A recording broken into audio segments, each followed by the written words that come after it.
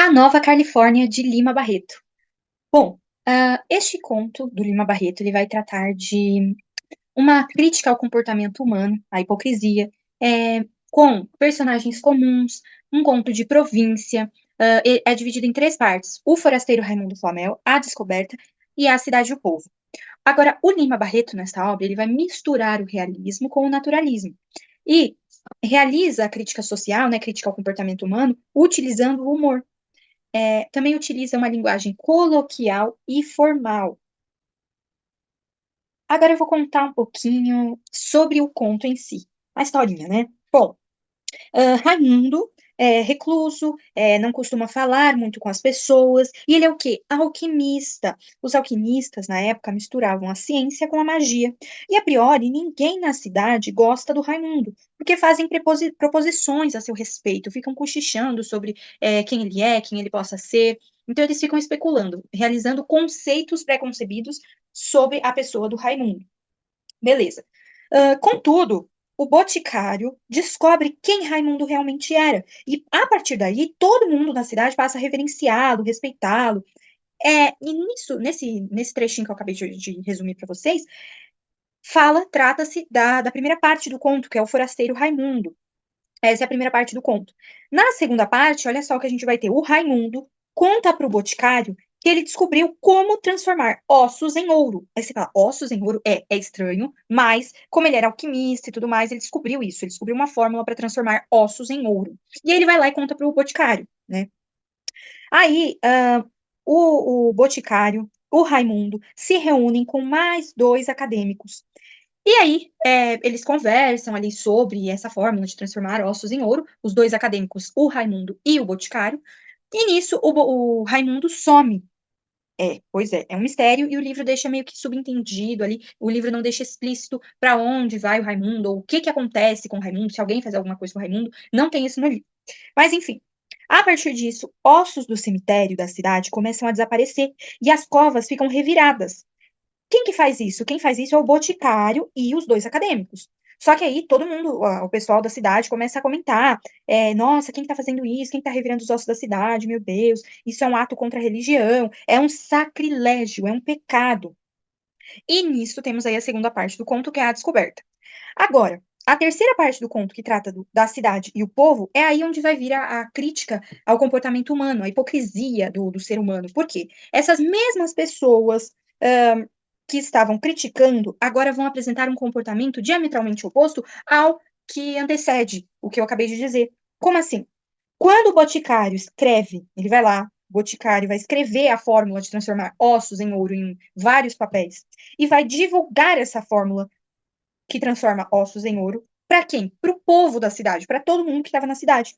E aí as mesmas pessoas que criticaram aquele reviramento de ossos que estava acontecendo no cemitério, essas mesmas pessoas que criticaram esse feito, passam a fazer o quê? O mesmo, passam a revirar os cemitérios para encontrar ossos e não encontram. Então elas começam a fazer o quê? A esfaquear uns aos outros para arrancar os ossos e transformá-los em ouro.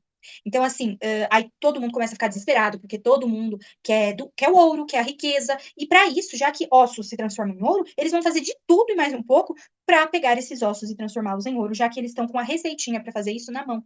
Então, aí que começa uma loucura, todo mundo começa a revirar as covas do cemitério, todo mundo começa a pegar uma faca e tentar arrancar o osso dos humanos mesmo, dos vivos, porque estão interessados nos próprios interesses, têm os próprios interesses.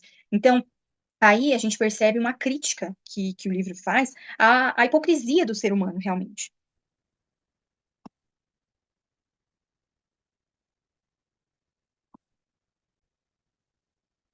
Bom, agora nós vamos ler um trecho, o trecho inicial do conto A Nova Califórnia, do escritor brasileiro Afonso Henriques de Lima Barreto. E depois nós vamos fazer alguns exercícios, não sei se neste mesmo vídeo, não sei se vai dar tempo, mas eu quero fazer alguns exercícios sobre esse trechinho inicial do conto com vocês. Bom, ninguém sabia de onde viera aquele homem. O agente do correio pudera apenas informar que acudia ao nome de Raimundo Flamel, pois assim era subscrita a correspondência que recebia. E era grande. Quase diariamente o carteiro lá ia a um dos extremos da cidade onde morava o desconhecido, sopesando um maço alentado de cartas vindas do mundo inteiro, grossas revistas em línguas arrevessadas, livros, pacotes, Quando Fabrício, o pedreiro, voltou de um serviço em casa do novo habitante, todos na venda perguntaram-lhe que trabalho lhe tinha sido determinado. Vou fazer um forno, disse o preto na sala de jantar. Imaginem o espanto da pequena cidade de Tubiacanga ao saber de tão extravagante construção. Um forno na sala de jantar. Perceba que, dependendo da época que o livro registra, estamos falando de um período escravocrata. Então, tudo que é referente ao trabalho braçal e à produção fica na cozinha e não na sala de jantar, certo? Aqui, parei na sala de jantar. Tá.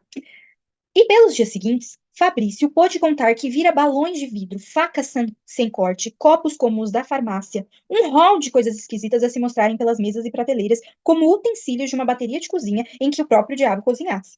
Aqui o que ele tá querendo dizer? Balões de vidro, facas sem corte, copos como os da farmácia, ele está querendo descrever elementos relativos à química. Como fala, meu Deus?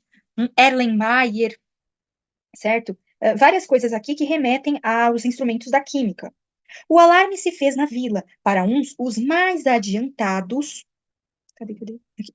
Para uns, os mais adiantados eram um fabricante de moeda falsa. Para outros, os crentes e simples, um tipo que tinha parte com o tinhoso. Quem que é o tinhoso aqui que ele fala? Cadê? Que tinha parte com o tinhoso. O tinhoso aqui nesse caso é o diabo, que ele já tinha mencionado. Chico da Tirana, o carreiro, quando passava em frente da casa do homem misterioso, ao lado do carro, a chiar, e olhava a chaminé da sala de jantar a fumegar, não deixava de persignar-se e rezar um credo em voz baixa. E não fora a intervenção do farmacêutico, o subdelegado teria ido dar um cerco à casa daquele indivíduo suspeito que inquietava a imaginação de toda uma população. Tomando em consideração as informações de Fabrício, o boticário Bastos concluíra que o desconhecido devia ser um sábio, um grande químico refugiado ali para mais sossegadamente levar avante os seus trabalhos científicos. Ou seja, o Raimundo Flamel era o alquimista. Homem formado e respeitado na cidade, vereador, médico também, porque o doutor Jerônimo não gostava de receitar e se fizera sócio da farmácia para mais em paz viver. A opinião de Bastos levou tranquilidade a todas as consciências e fez com que a população cercasse de uma silenciosa admiração a pessoa do grande químico, que viera habitar a cidade. Então ele saiu de esquisitão para pessoa admirada. De tarde, se viam a passear pela margem do Tubiacanga, sentando-se aqui e ali, olhando perdidamente as águas claras do riacho, cismando diante da penetrante melancolia do crepúsculo, todos se descobriam, e não era raro que as boas noites acrescentassem doutor. E tocava muito o coração daquela gente, a profunda simpatia com que ele tratava as crianças, a maneira pela qual as contemplava, parecendo apiedar-se de que elas tivessem nascido para sofrer e morrer. Na verdade, era de ver-se, sob a doçura suave da tarde, a bondade de Messias. Aqui a gente tem uma comparação com Cristo, com que ele afagava aquelas crianças pretas, tão lisas de pele, tão tristes de modos, mergulhadas no seu cativeiro moral. E também as brancas, de pele baça, ou seja, de pele fosca, gretada e áspera, vivendo amparadas na necessária caquexia dos trópicos. Essa caquexia dos trópicos quer dizer a teoria darwinista. Por vezes vinha-lhe a vontade de pensar qual a razão de ter Bernardin de Saint-Pierre são escritores da época, gasto toda a sua ternura com Paulo e Virgínia. Paulo e Virgínia são personagens do romance francês do Bernardin de Saint-Pierre. Esse Paulo e Virgínia são um casal cujo amor vinha da infância e suplanta obstáculos do espaço e do tempo. Então vamos lá, gasto toda a sua ternura com Paulo e Virgínia e esquecer-se dos escravos que os cercavam. Então, essa visão crítica, né, que ele coloca aí nesse finalzinho, aparece de forma indireta na referência que ele fez ao escritor francês Bernardin de Saint-Pierre, incidindo reprimenda a literatura sentimental que ignora problemas sociais. Ele deixa não sei nem se eu posso dizer que é de forma implícita, porque para mim tá bem explícita essa colocação dele.